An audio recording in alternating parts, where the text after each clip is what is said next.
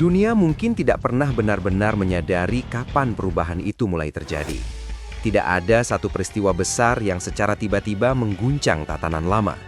Tidak ada momentum dramatis yang menjadi penanda jelas bahwa sebuah babak baru telah dimulai. Semuanya berlangsung secara perlahan, hampir tanpa suara, seolah tersembunyi di balik rutinitas global yang terus berjalan seperti biasa. Namun justru di dalam keheningan itulah perubahan paling mendasar sedang terjadi. Perubahan yang tidak datang dengan gegap gempita, tetapi hadir melalui akumulasi langkah-langkah kecil yang konsisten dan terarah. Indonesia dalam konteks ini adalah salah satu contoh paling menarik dari transformasi yang berlangsung secara senyap tersebut. Selama bertahun-tahun, negara ini lebih sering dipandang sebagai pasar yang luas, sebuah tempat di mana berbagai produk dari luar negeri masuk, dikonsumsi, dan menjadi bagian dari kehidupan masyarakat. Dalam banyak sektor, Indonesia berada pada posisi sebagai pengguna, bukan sebagai pencipta. Teknologi didatangkan dari luar, sistem dikembangkan oleh pihak lain, dan nilai tambah terbesar seringkali tidak berada di dalam negeri. Pandangan ini bukan tanpa dasar.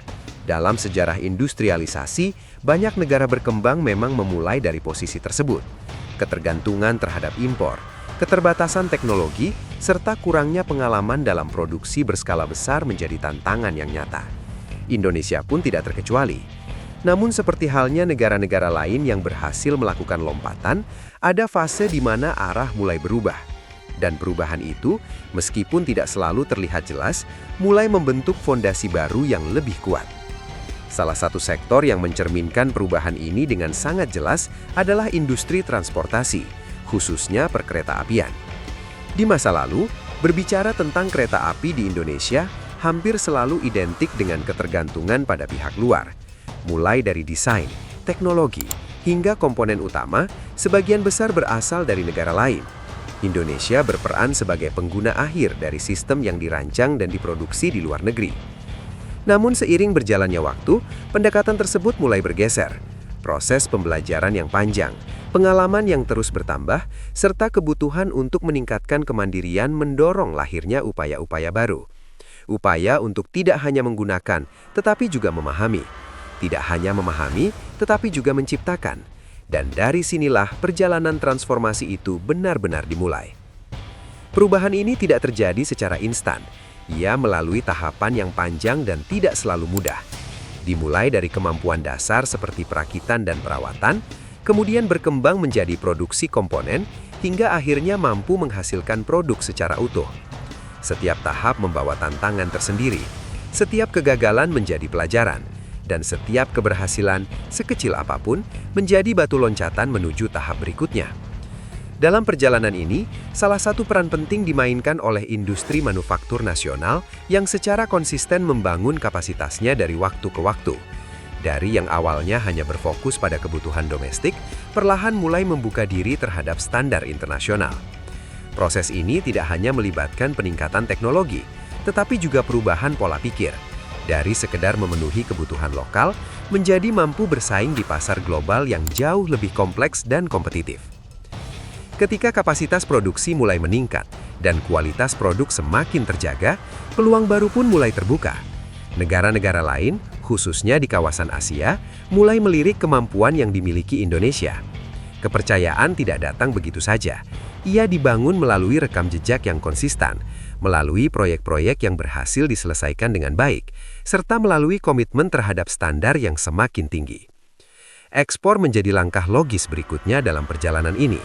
Ketika sebuah produk tidak hanya mampu memenuhi kebutuhan dalam negeri, tetapi juga memiliki daya saing di luar negeri, maka pasar internasional menjadi tujuan yang wajar.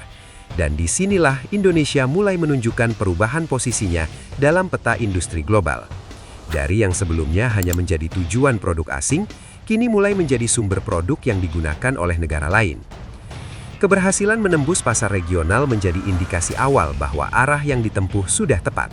Negara-negara di kawasan yang memiliki karakteristik kebutuhan yang serupa mulai mempercayakan sebagian kebutuhan transportasi mereka kepada Indonesia.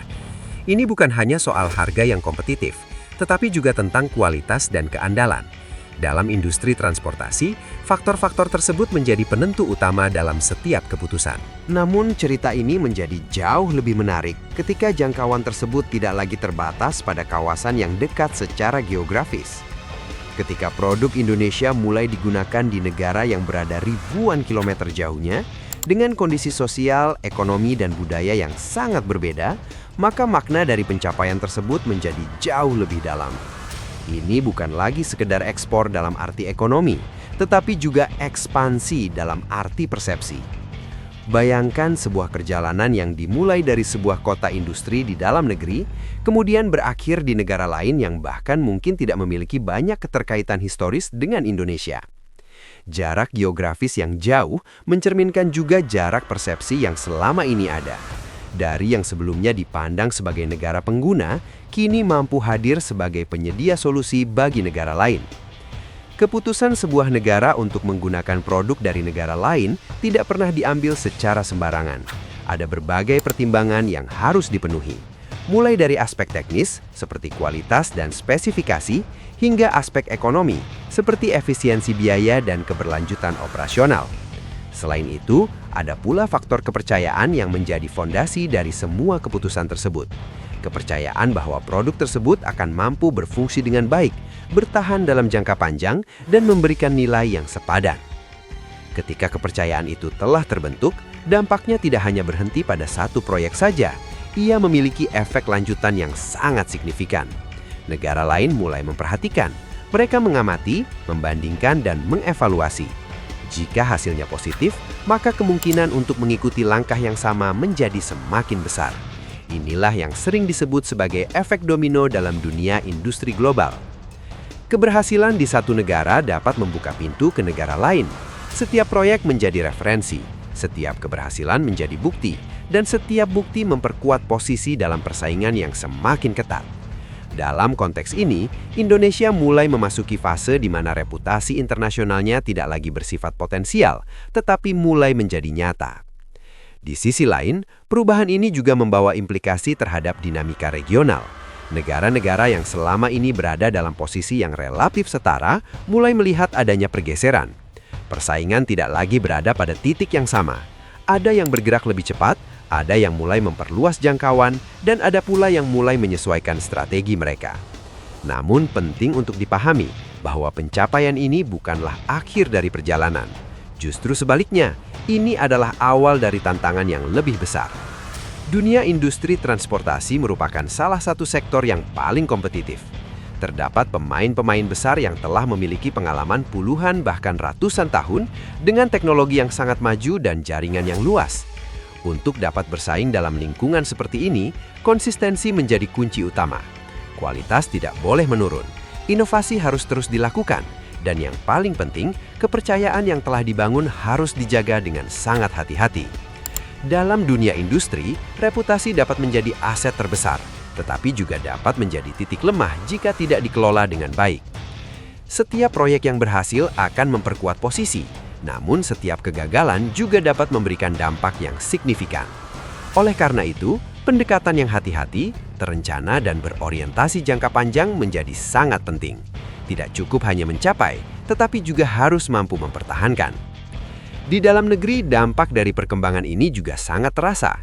Industri perkereta-apian bukanlah sektor yang berdiri sendiri.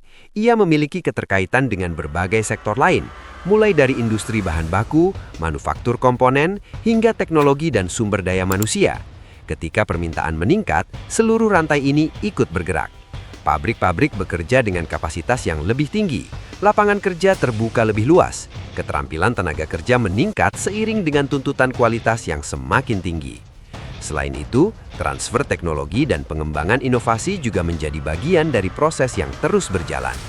Semua ini menciptakan efek domino yang positif bagi perekonomian secara keseluruhan. Lebih dari sekedar dampak ekonomi, ada pula perubahan yang terjadi pada tingkat psikologis. Ketika sebuah bangsa melihat bahwa produknya digunakan dan diakui di tingkat internasional, muncul rasa percaya diri yang baru. Rasa bahwa mereka mampu bersaing, bahwa mereka memiliki nilai, dan bahwa mereka tidak lagi berada di posisi yang sama seperti sebelumnya.